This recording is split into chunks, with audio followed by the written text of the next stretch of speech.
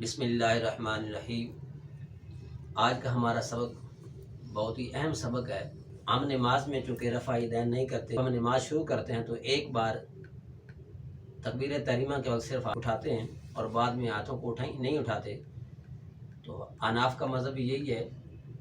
तो आज हम बच्चों से सबक सुनेंगे कि अनाफ किन अहादीस पाक पर अमल करते हैं और रफ़ा यदैन नहीं करते, सिवाय तकबीर तहरीमा के हाथ नहीं उठाते हैं।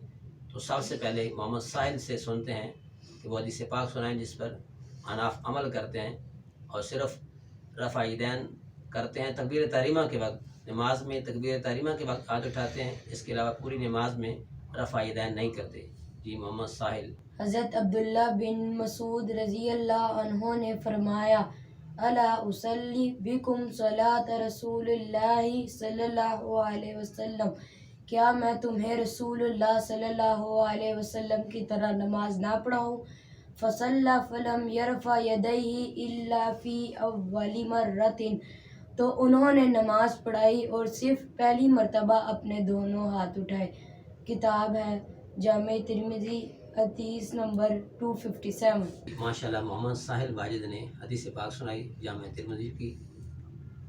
कि अनाफ का मज़हब भी यही है कि अनाफ सिर्फ तकबीर तहरीमा के वक्त हाथ उठाते हैं, फिर कहीं नहीं हाथ उठाते। अलबत्ता वितर में, दुआ कनूत और ईदैन की तकबीरों में हाथ उठाते हैं। दर्जनों किताबों के अंदर यह रवायत मौजूद है कि रफ़ा यदैन ना करने वाली हदीसें मौजूद हैं।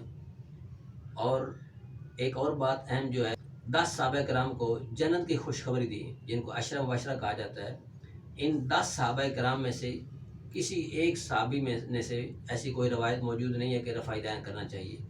अनाफ का मज़हब यही है कि रफ़ा यदैन नहीं करना चाहिए, सिर्फ तकबीर तहरीमा के वक्त हाथों को उठाना चाहिए। और जितने सहाबा कराम हैं उनमें से ज़ाहिरी बात है सहाबा कराम के अंदर की आपस में दर्जात हैं। सबसे जो अव्वल दर्जा है वो खुलफाए राशिदीन का है, उसके बाद अशरा मुबशरा सहाबा कराम का है। तो अशरा मुबशरा में से जितने सहाबा कराम हैं, किसी एक सहाबी की ऐसी रवायत नहीं है कि हज़ूर नबी करीम सल्लल्लाहु अलैहि वसल्लम ने रफ़ा यदैन किया हो। हाँ, रफ़ा यदैन वाली हदीस पाक मौजूद हैं, और लेकिन वो हमारा जो मौक़िफ़ है वो रवायात मनसूख हो चुकी हैं।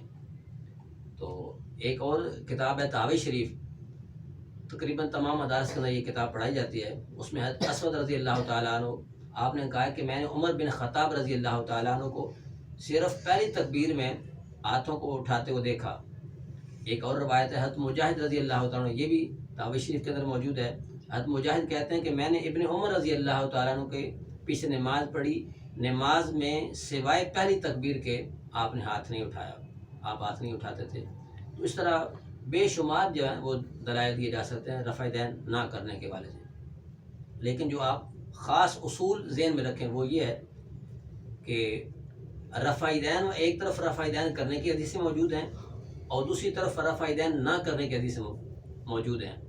जो उसूल आपने ज़हन में रखना है वो उसूल ये है कि रुकू में जाते वक़्त और रुकू से उठते वक़्त रफ़ा यदैन की हदीसें मौजूद हैं, लेकिन वो हदीसें मनसूख हो चुकी हैं। जो बात हमने सबसे अहम बात ध्यान में रखनी ये है कि रफ़ा यदैन पर जितनी हदीसें मौजूद हैं वो हुज़ूर नबी करीम पाक हैं कि हज़ूर ने ये अमल किया है। ये अमल हदीस पाक में नहीं है कि हज़ूर ने करने का हुक्म दिया है। हज़ूर का ये कौल ही मौजूद नहीं है, हज़ूर का कौल मौजूद नहीं है कि हज़ूर ने इस तरह करने का हुक्म दिया है। हज़ूर का फ़ेल मौजूद है, लेकिन रफ़ा यदैन ना करने के बारे में हज़ूर की कौली हदीस पाक भी हैं और हज़ूर की फ़ेली हदीस पाक भी मौजूद हैं। तो जहाँ हज़ूर की कौली हदीस मौजूद हो और फ़ेली हदीस में मौजूद हो, कौली हदीस को फ़ेली हदीस पर तरजीह दी जाती है। ये बात ध्यान में रखेंगे तो इंशाअल्लाह आपको कोई भी अपनी जगह से डगमगा नहीं सकेगा।